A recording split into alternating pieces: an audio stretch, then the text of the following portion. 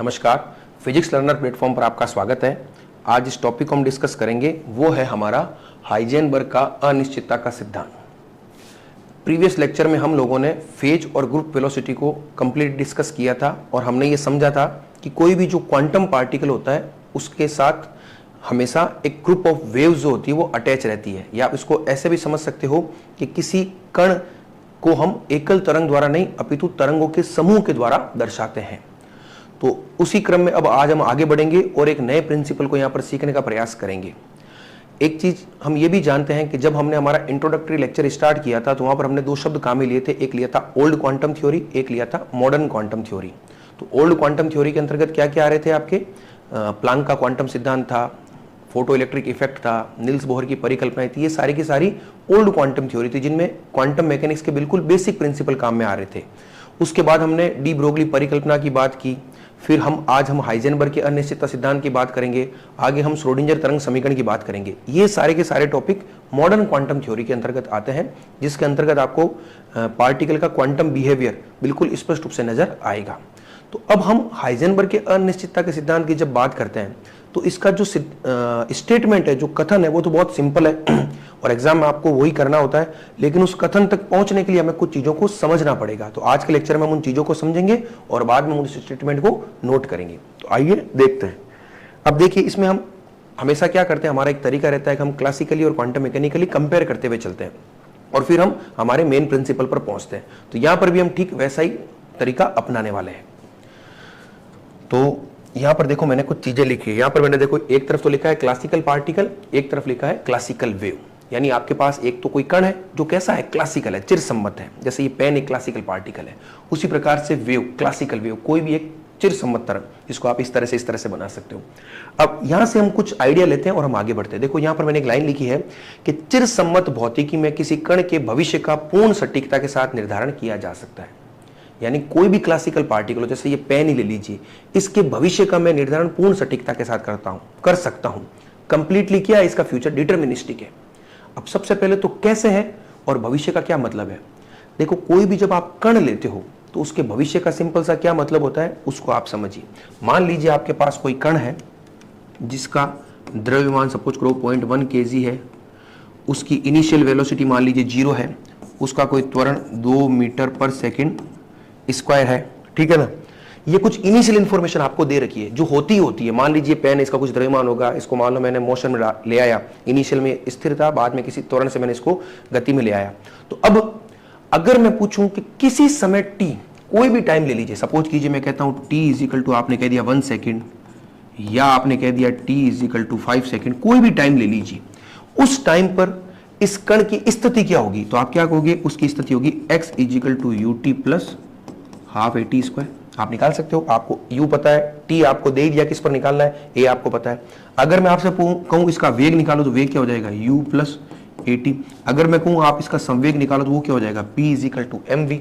अगर मैं कहूं इसकी काइनेटिक एनर्जी निकालो तो वो क्या हो जाएगा, एम वी स्क्वायर बाई 2। तो कहने का मतलब है कि अगर कुछ इनिशियल इंफॉर्मेशन आपके पास है तो आप किसी भी समय का मतलब हो गया भविष्य। तो भविष्य का ये मतलब है किसी अन्य समय पर हम क्या कर सकते हैं, उस कण से संबंधित सारी जानकारी प्राप्त कर सकते हैं।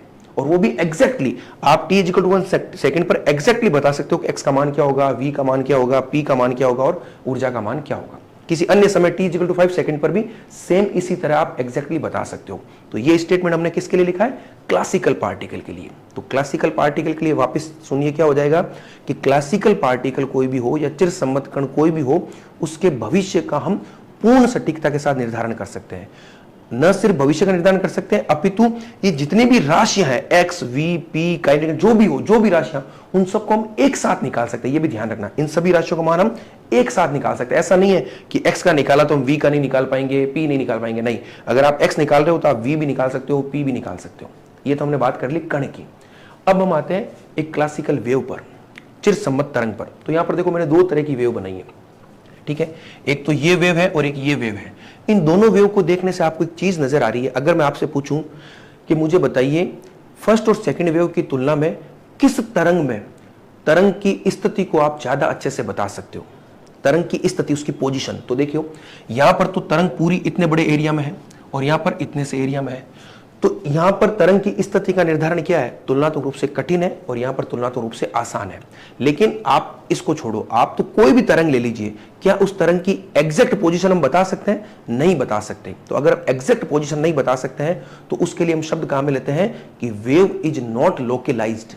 वेव यानी कोई भी तरंग होती है वो स्थानीकृत नहीं होती। लोकलाइज का मतलब क्या हो गया, जैसे मान लीजिए किसी रूम में बेंचेस लगी हुई है खूब सारी, उस पर स्टूडेंट्स बैठे हैं, एक पर ए बी सी डी बैठा है, तो मैं एग्जैक्टली बता सकता हूं कि इस बेंच पर ए बच्चा बैठा है, इस पर बी बैठा है, इस पर सी बैठा है, एग्जैक्टली। लेकिन तरंग के लिए आप ऐसा नहीं कह सकते, तरंग की पोजीशन को हम एग्जैक्टली नहीं बता सकते। तो सबसे पहले एक कॉमन लाइन तो आप लिख ही लीजिए, क्या कि वेव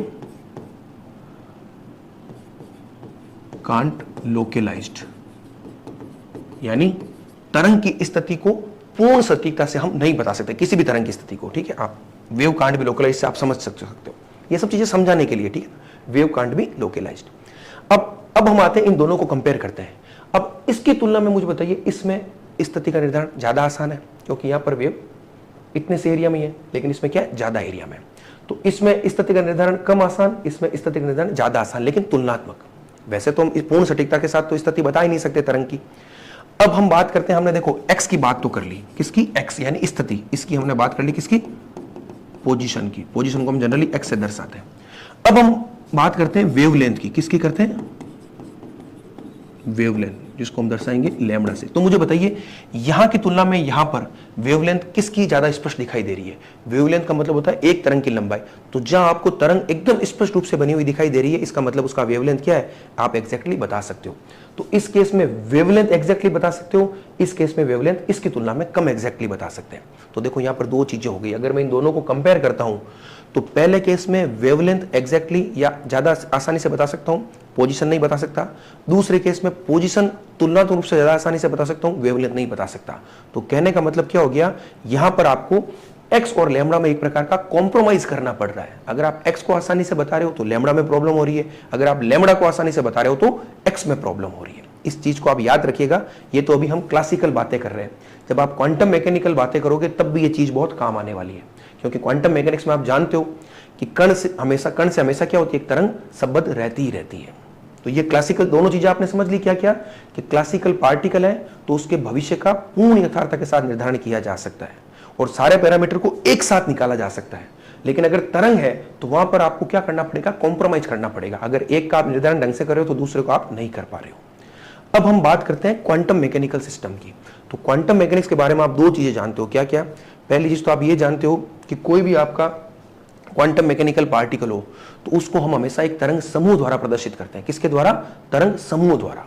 और दूसरा, क्वांटम मैकेनिक्स के अंतर्गत हमेशा कोई भी जो कण होता है उसका व्यवहार प्रायिकता लिए होता है, प्रोबेबिलिस्टिक होता है। ये दो चीजें आप जानते हो, मैंने यहां लिखा भी है, देखो।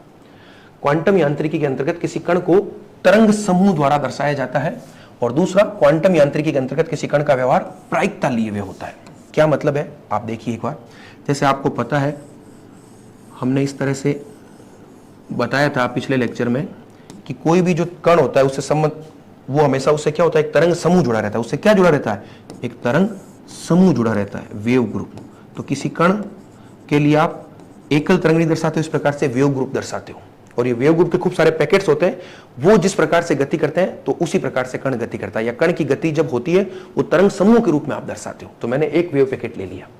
तो अब आपको पता है, तो पहला पॉइंट तो क्लियर हो गया कि क्वांटम यांत्रिकी के अंतर्गत किसी कण को तरंग समूह द्वारा दर्शाया जाता है। फिर दूसरा मैंने लिखा है, कण का व्यवहार प्रायिकता लिए हुए होता है। प्रायिकता का मतलब क्या हो गया कि आप एग्जैक्टली नहीं कह सकते कण यहां से लेकर के यहां तक कहां पर स्थित है। आप ये नहीं कह सकते कण यहां पर स्थित है, यहां पर नहीं। आप कहोगे कण यहां से लेकर के यहां पर कहीं भी हो सकता है। उसके पाए जाने की प्रायिकता होती है।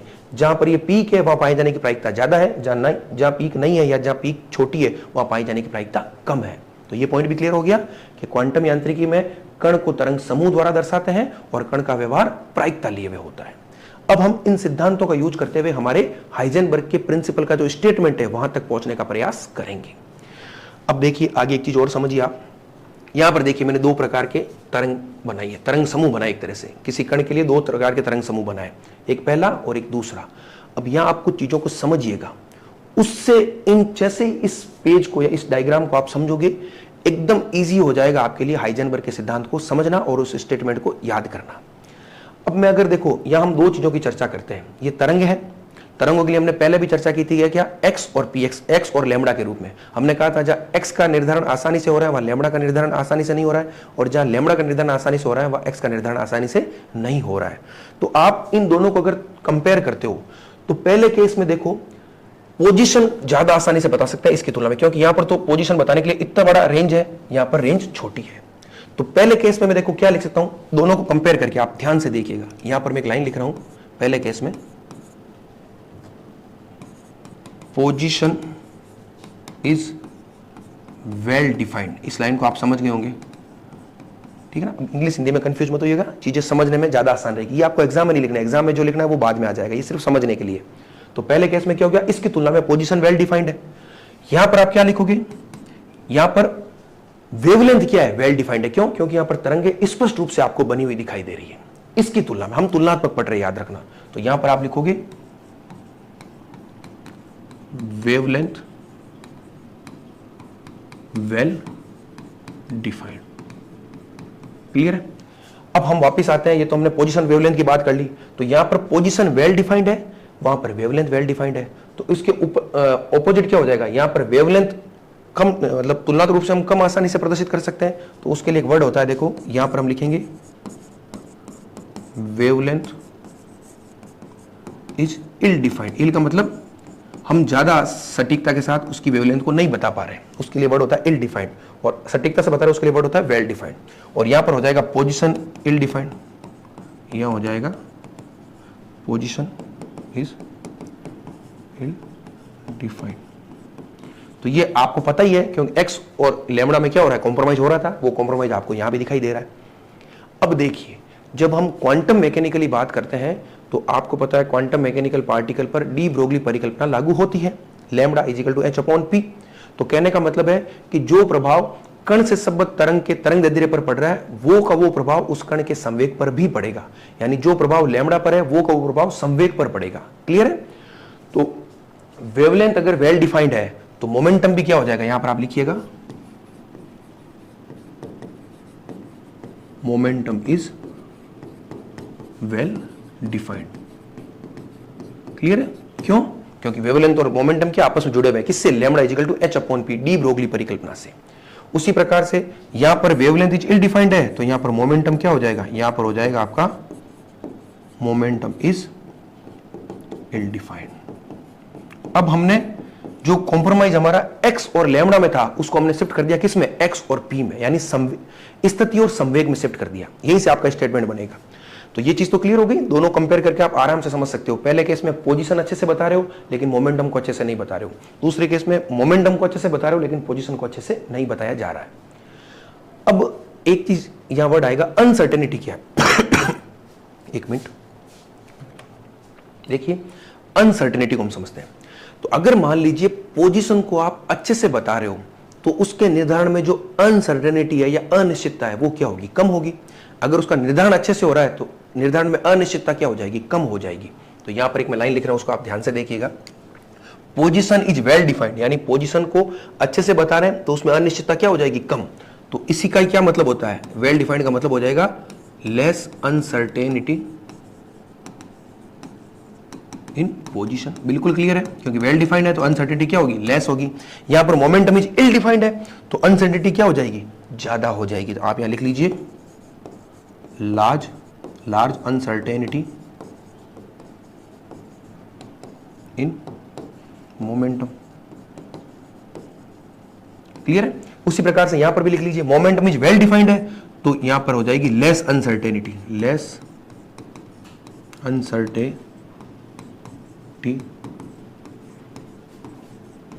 In momentum.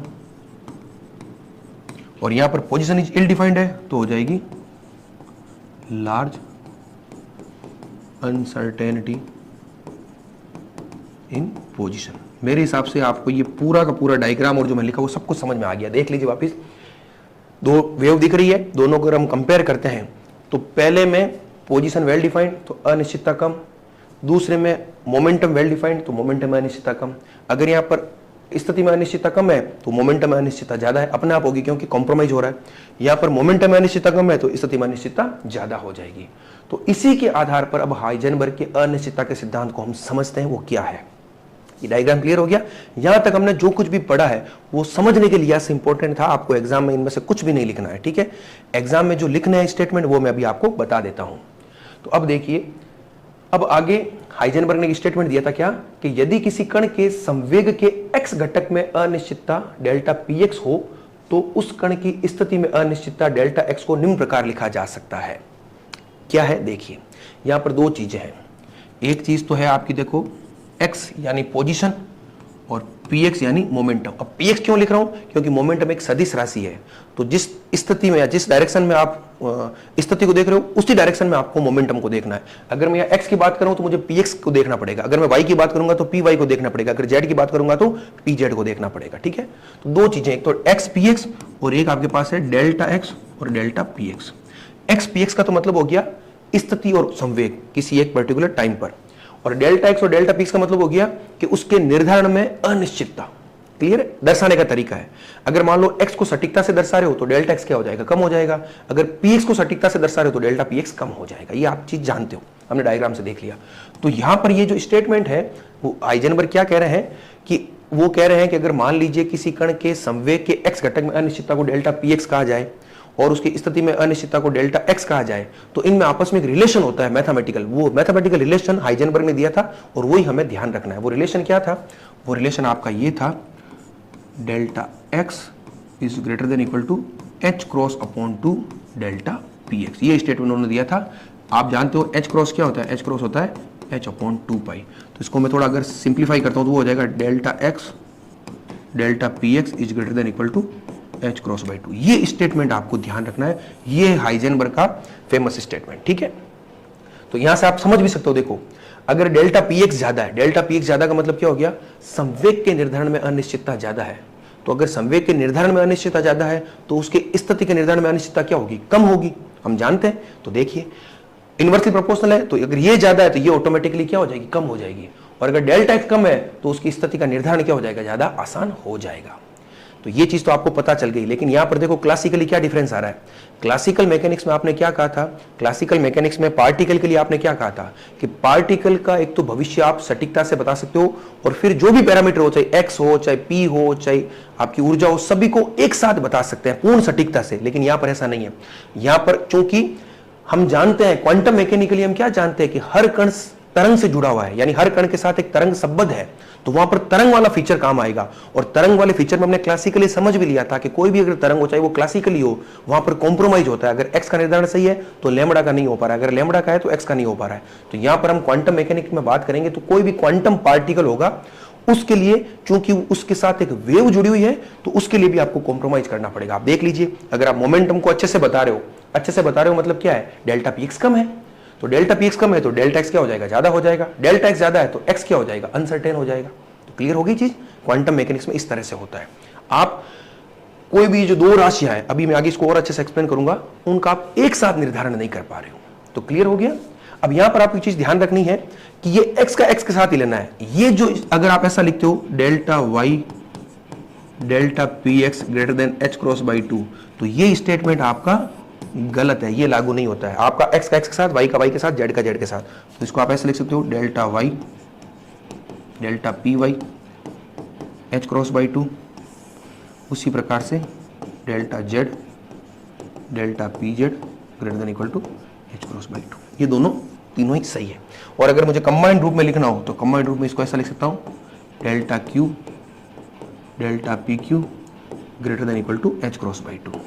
चाहे q क्या हो जाएगा? q हो जाएगा x y z, कुछ भी ले सकते हो आप, इसको आप जनरलाइज कोऑर्डिनेट कहते हो। तो ये स्टेटमेंट है, ये भी आप लिखोगे तो चल जाएगा। अब एग्जाम में ये लिखोगे तब भी ठीक है। एक और हम जनरलाइज स्टेटमेंट देखते हैं, वो ज्यादा एप्रोप्रिएट रहेगा, वो आपको लिखना है एक्चुअल में। वो क्या है उसको आप देखिए। यहां पर मैंने लिखा है, किसी एक ही क्षण पर किसी कण की दो विहित संयुग्मी चर राशियों, जिसको हम कहते हैं कैनोनिकल कॉन्जुगेट वेरिएबल्स, का एक साथ एक ही दिशा में पूर्ण यथार्थता के साथ निर्धारण नहीं किया जा सकता। हमने देखा ही है। पहले देखो, दो राशियां थी हमारे पास, कौन कौन सी? स्थिति और संवेग। उनका आप एक साथ निर्धारण नहीं कर रहे थे। अगर आप x अच्छे से बता रहे हो तो px नहीं बता रहे हो, अगर px अच्छे से बता रहे हो तो x को अच्छे से नहीं बता रहे हो। तो वो हम समझ चुके हैं इस स्टेटमेंट का मतलब। लेकिन अब इस स्टेटमेंट में कुछ चीजें हैं, उनको आप समझिए। किसी एक ही क्षण पर, एक ही क्षण का मतलब क्या हो गया, कोई एक पर्टिकुलर टाइम ले लीजिए, उस पर आप बात कर रहे हैं। फिर आगे कह रहे हैं किसी कण की दो विहित संयुग्मी चर राशियों। हमें यह समझना है कि ये विहित संयुग्मी चर राशियां या कैनोनिकल कॉन्जुगेट वेरिएबल्स क्या होते हैं। वैसे तो कैनोनिकल कॉन्जुगेट वेरिएबल्स वो होते हैं जो कैनोनिकल इक्वेशन को फॉलो करते हैं, लेकिन उसको अभी हम नहीं समझ पाएंगे। हम कैसे समझेंगे, आप समझिए। कोई भी आप दो वेरिएबल ले लीजिए, जैसे हमने x और px लिया, कोई भी दो वेरिएबल, अगर उनकी संयुक्त इकाई आपको क्या मिले, जूल सेकंड मिल जाए, तो वो वेरिएबल क्या होंगे, कैनोनिकल कॉन्जुगेट वेरिएबल होंगे।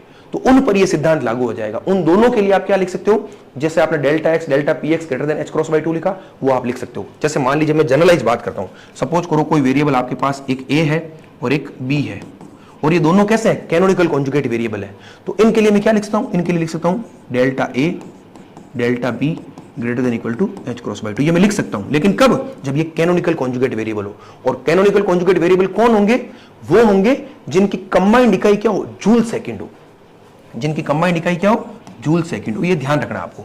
तो आप देख लीजिए, जैसे अभी आप देखो x और px की बात करता हूं, तो x px की कंबाइंड इकाई क्या होगी, आप सोचिए। देखो x की इकाई होती है मीटर, p की होती है p इक्वल टू mv, तो m हो गया आपका kg और v का हो गया मीटर पर सेकंड। और जूल सेकंड कैसे होगा, देखो जूल का मतलब होता है, जूल यानी एनर्जी।